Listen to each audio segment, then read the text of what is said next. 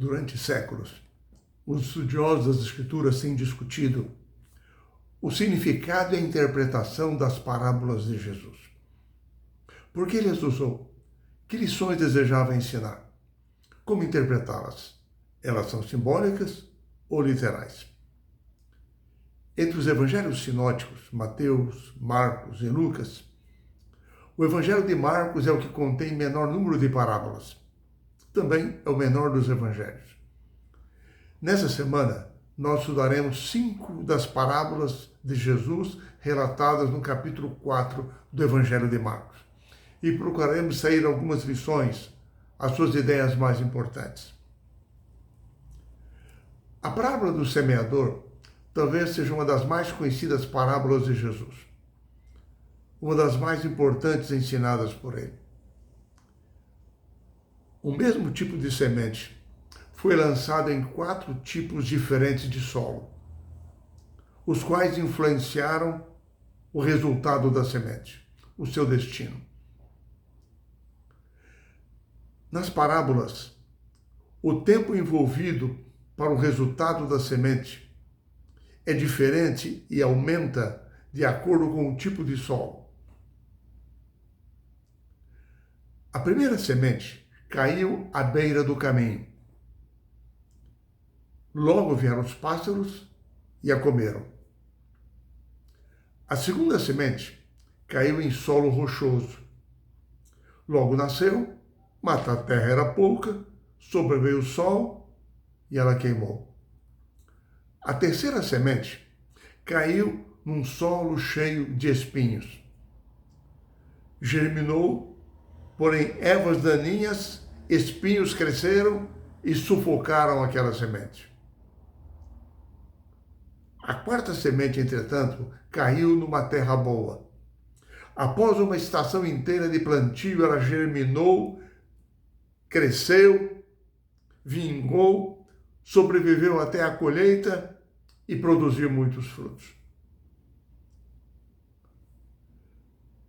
Jesus contou essa parábola para uma grande multidão, mas não explicou imediatamente.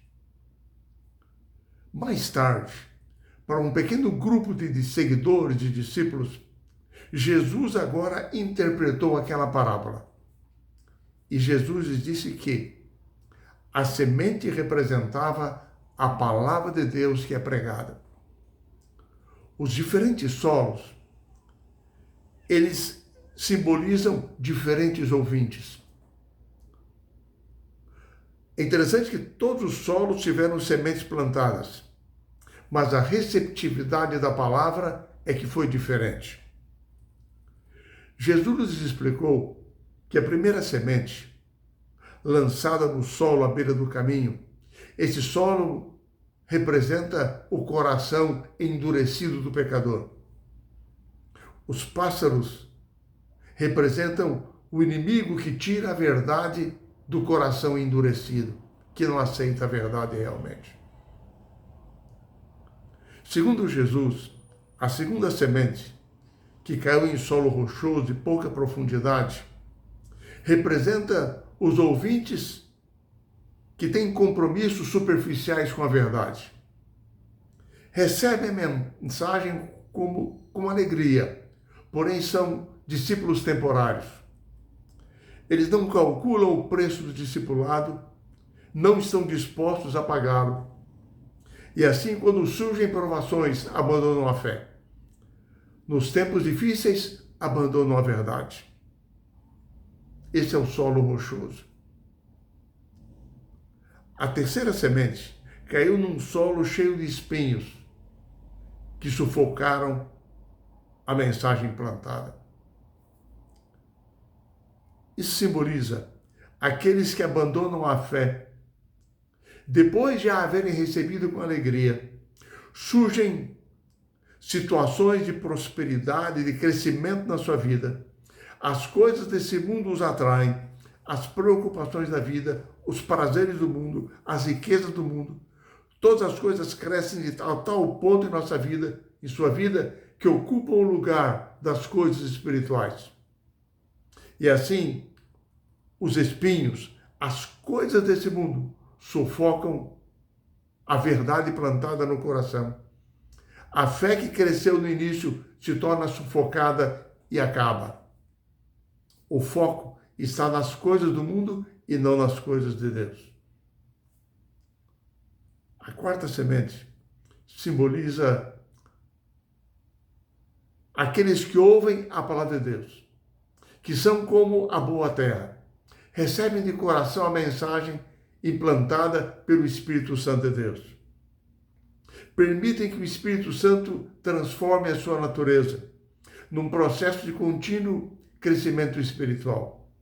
E assim produzem os frutos do Espírito Santo em sua vida. São os verdadeiros discípulos de Jesus. Assim é que parece-nos que a palavra do semeador aponta para os custos e riscos do discipulado, bem como para a recompensa do que é servir a Jesus. Após Jesus explicar a palavra do semeador, um pequeno grupo de discípulos perguntou ao mestre: Senhor, por que o Senhor ensina por parábolas? Jesus alcançava o povo com lições práticas da vida cotidiana, mas às vezes parecia que falava em código. O próprio Jesus disse que falava por parábolas para que as pessoas que estavam ali não entendessem, não aceitassem a mensagem, mas para que eles aceitassem, eles que a ouviam diretamente dele. Uma leitura superficial pode nos dar a impressão de que Jesus ensinava por parábolas para que aqueles que estivessem fora do seu grupo não entendessem e não aceitassem a mensagem. Mas quando nós olhamos para as ações de Jesus, nós percebemos que ele não desejava esconder dos ouvintes a sua palavra. Na verdade, ele se entristecia com a dureza no coração dos líderes e do povo. Ele explicava aos escribas que eles estavam errados. Inclusive, os líderes judeus entenderam perfeitamente, na parábola dos lavradores maus, de que Jesus estava se referindo a eles. Jesus proferia parábolas e as explicava. Na verdade, o que Jesus estava fazendo era citando, repetindo um texto de Isaías capítulo 6, de 700 anos antes, quando a dureza do coração dos líderes de Israel os impediam de ouvir a palavra de Deus, compreenderem a voz do Senhor e foram levados para o cativeiro. O objetivo de Jesus, ao falar por parábolas, algumas vezes aparentemente enigmáticas, era esclarecer os discípulos, as pessoas sinceras quanto ao seu reino, mas ao mesmo tempo, de modo tal que os insinceros e duros de coração rejeitariam. Em Marcos capítulo 4, a partir do verso 21, dali em diante, Jesus apresentou uma parábola, realçando a importância do evangelho que ele representava, porque ele era o evangelho, que necessitava ser testemunhado em todos os lugares. Jesus comparou o evangelho a uma candeia, uma lamparina, que perderia seu propósito se permanecesse oculto, se não fosse compartilhado pelos seus discípulos com outras pessoas. A vida das pessoas, disse Jesus, precisava ser iluminada pelo evangelho. Assim como uma candeia, uma lamparina ilumina uma casa. Ela não é preparada para ser colocada debaixo de algo, escondida numa casa. Não. Ela deve estar disposta numa posição em que ela possa iluminar todo o ambiente.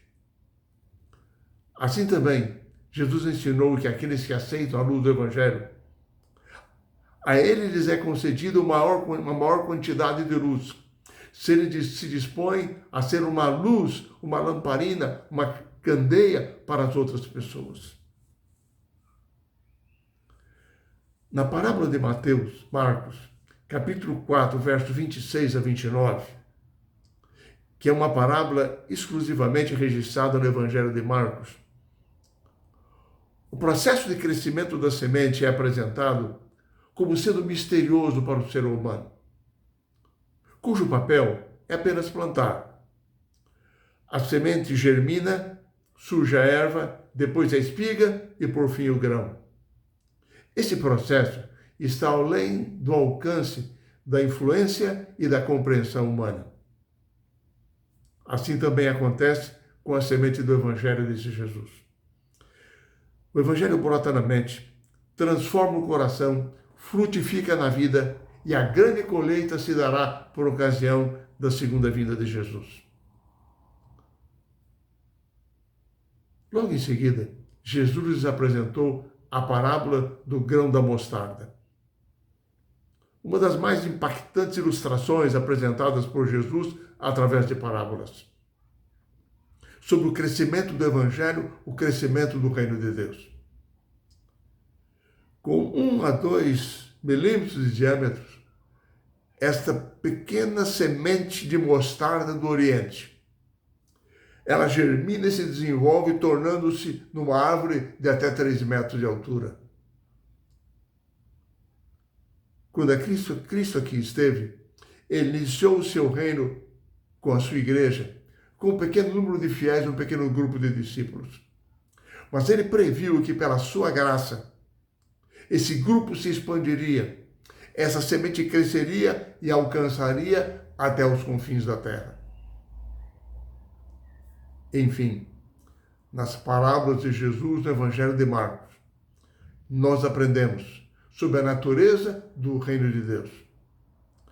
O papel do Espírito Santo na implantação da graça de Cristo em nosso coração.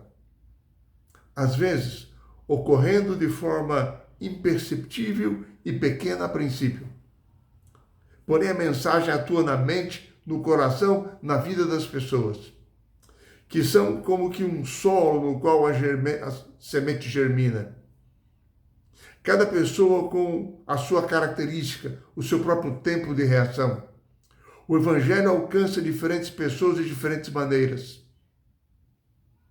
E assim Jesus ensinou que aquele que aceita a mensagem do Evangelho, que tem a sua vida transformada, ele o escolhe como testemunha sua, para que possa transmitir ao mundo a luz da mensagem do Evangelho. O propósito do Senhor é que sejamos testemunhas suas, para comunicarmos a sua luz àqueles que estão ao nosso redor. Assim, que o crescimento da graça de Cristo, através do poder do Espírito Santo, seja a minha e a sua experiência em nossa vida cristã. Que aprendamos cada dia com o Evangelho de Marcos.